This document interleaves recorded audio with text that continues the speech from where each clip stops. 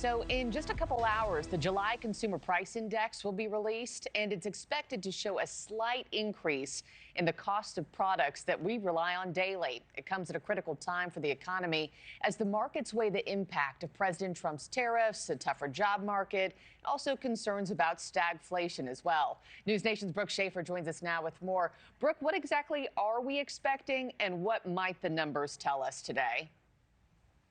Okay, well, Markie, it's being looked at really as a test of investors' trust in U.S. economic data. This is the first CPI report to follow President Trump's unprecedented move earlier this month to fire the head of the Bureau of Labor Statistics over a weaker than expected jobs report. On social media, after making that move, the president said the former BLS had rigged job numbers to make Republicans and me look bad. It's an accusation and staffing decision which could undermine the integrity of U.S. economic data. But this month's report, it's also notable because if inflation does go up even just slightly, it will move even further away from the 2% goal the Fed is hoping to meet before cutting interest rates. Core inflation, excluding gas and energy costs, is also expected to climb. Economists say they will be looking closely at the prices of goods like furniture, auto parts, apparel, personal care, because that will give us even more clues about how President Trump's tariffs are impacting the economy. The big story will come out of items most subject to tariffs, these things being imported from other countries, things like clothing. That's where we could really see it.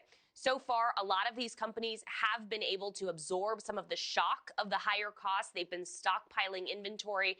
But of course, as we have been reporting, that buffer will only last so long. Markie? And of course, when that report drops, we're going to comb through that live on air, Brooke. Also, today was the deadline for the U.S. to reach that new trade deal with China, but it's now been extended again. What happened there?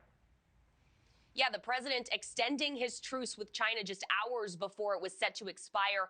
President Trump saying those trade talks are still ongoing. We've been dealing very nicely with China, as you probably have heard. They have tremendous tariffs that they're paying to the United States of America, and we'll see what happens. They've been dealing quite nicely. The relationship is very good with President Xi and myself.